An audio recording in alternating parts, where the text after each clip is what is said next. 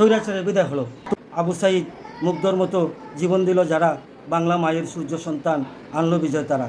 মনে পড়ে ছেলেবেলা, খেলতাম কত মজার খেলা, মুক্ত মনের হাসি। আয়ের একটা বইয়ের নাম হইল হৃদয়ে কাব্যমালা, কবিতার বই, গানে গানে উজানদল। আসসালামু আলাইকুম রহমতুল্লাহি ওয়াবারাকাতুহু। যে বাটি বাংলার যে কবি শেখ শরফুদ্দীন শেখ বাড়ি, আমরা কিন্তু এখানে আসছি। আর বিশেষ করে কিন্তু এইটা আমার শ্বশুর বাড়ি, আর আমার চাচা শ্বশুরও উনি।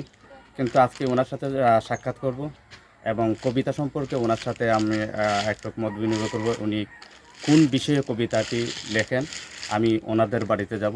চলুন আস। না যা যাইতে আসো আসো, যাও যাও, আসো পয়সা আমি জান, আসো আসো। অনেকটা কালা বাজার চলে এই দেখ। তো আমরা কিন্তু শেখ শরফুদ্দীন চাচার বাড়িতে আসছি। আমরা উনি বাসাতে যাব, বাসাতে গিয়ে ওনার সাথে কবিতা সম্পর্কে একটু কথা বলবো ইনশাল্লাহ। ওকে চলো। তো আমরা কিন্তু আসছি আঙ্কেলের বাসায়। তো আমি ওনার কাছে আমি একটা প্রশ্ন করব যে এই সম্পর্কে। তো আঙ্কেল, আপনার তো আমরা ফেসবুক বা ইউটিউব বা অনেক জায়গাতে আপনার কবিতা, খুব সুন্দর সুন্দর কবিতা লেখেন দোল গ্রাম নিয়ে এবং কালনী নদী নিয়ে, খুব সুন্দর লাগে এবং খুব ভালো। আর আমি যতটুকু জানি যে আপনি অনেক আগেও অনেক পত্রিকাতেও আপনার কবিতার এখনো ছাপা হইতো। তো এই বিষয়ে আপনার কাছে আসছে যে আপনাকে কোন কবি হিসাবে আখ্যায়িত করা হয়েছে, সেটা আমরা আসলে একটু জানতে চাচ্ছিলাম। ধন্যবাদ আপনাকে। আমি মূলত দিরাই হাই স্কুলের ছাত্র, দিরাই উচ্চ বিদ্যালয়। যখন আমি ক্লাস 8-এ পড়তাম তখন থেকে আমার কবিতা লেখার অভ্যাস শুরু হয়েছি। আমি 85-86 শিক্ষাবর্ষে যখন সিলেটে যাই, আইএসসিতে পড়ি মধুমোহন কলেজে, তখন থেকে আমি সিলেটের প্রত্যেকটা পেপারে আমি নিয়মিত ছড়া কবিতা লিখি। তারপর থেকে বেশ কিছুদিন আমি ছড়ার সাথে সাথে আমি বিভিন্ন রিপোর্টার, বিভিন্ন পত্রিকা, ঢাকা স্থানীয় এবং জাতীয় পত্রিকায় কিছু লেখালেখি করছি। এরপর থেকে আমি নিয়মিত লিখি। এখনও আমি ডেইলি একটা কবিতা আমি লিখি। বাংলাদেশের বিভিন্ন অনলাইন পত্রিকা প্লাস যে প্রিন্ট মিডিয়া ছাড়াও বিভিন্ন পত্রিকা আমি নিয়মিত এখন লিখতেছি। আর বিভিন্ন লেখা আমার 2টা বই আমার প্রকাশিত হয়েছে, 1924 সালে একটা, 25 সালে একটা। একটা বইয়ের নাম হইল হৃদয়ে কাব্যমালা, কবিতার বই। আর একটা বই হইল গানে গানে উজানদল। আমার বাড়ি তো আপনারা জানেন যে সুনামগঞ্জের দিরাইয়ের হাওর অঞ্চল উজানদল, তাই আমার গানের বইটার নামও রেখেছি গানে গানে উজানদল। জি জি। তো আমি আপনার কাছে আরেকটা প্রশ্ন রাখতে চাচ্ছিলাম যে আপনি তো অনেক কবিতা লিখেছেন এবং অনেক ছড়া লিখেছেন, তার মধ্যে থেকে যে কোন কবিতাটা আপনার বা জনগণ বা সবার আকর্ষণীয় এবং আপনার দর্শকে যেটা জায়গা করে দিয়েছেন যে কবিতাটা, সেই কবিতাটা যদি আপনার 1-2টা লাইন যদি আমাদেরকে দর্শকদেরকে শোনাতেন, আমি মনে করি যে আমরা আপনার মুখ থেকে সেটা শুনে কিন্তু উপকৃত হতাম, যদি বলতেন।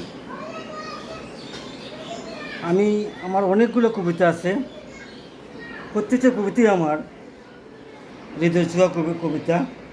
তার মধ্যে আমি যে কবিতাটা আমার সামনে আমি দেখতে পারলাম, কবিতাটা আমি আবৃত্তি করছি। আমার ছেলেবেলা, মনে পড়ে ছেলেবেলা, খেলতাম কত মজার খেলা, মুক্ত মনের হাসি। আয়ের তোরা দলে দলে, আমার বাড়ি উজানদলে, একবার ঘুরে আসি। মাঝ বরাবর কালনী নদী, আয়রে তোরা দেখবে যদি, আমার গায়ের ছবি সবুজ শ্যামল আমাদের গায়ে, মন বুলানো দৃশ্য যে হায়, কাব্য লিখে কবি। বাড়ির পাশে চাতল বিলে মাছ ধরিতাম সবাই মিলে, হায় রে মাছের মেলা, কত কথা মনে পড়ে, স্মৃতির পাতা গেল ঝরে, আমার ছেলেবেলা।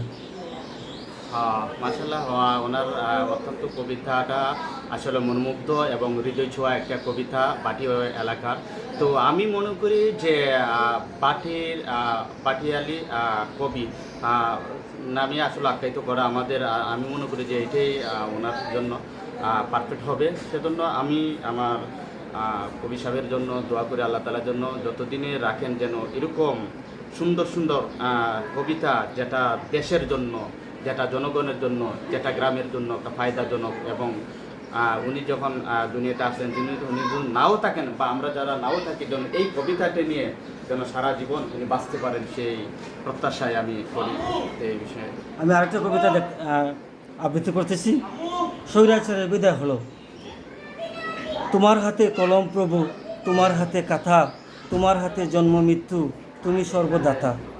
জাতির ভাগ্য লিখো প্রভু, তোমার মহান হাতে, সত্যের পথে করব জিহাদ, কোরআন আছে সাথে। আবু সাইদ মুগ্ধর মতো জীবন দিল যারা, বাংলা মায়ের সূর্য সন্তান আনলো বিজয় তারা। আল্লাহ ছাড়া কাউকে মোরা ভয় করি না ভাইরে, স্বৈরাচারের বিদায় হলো আর হবে না টাইরে। লাল সবুজের পতাকাটা শক্ত হাতে ধরব, সবাই মিলে বাংলাদেশকে মনের মতো গর্ব।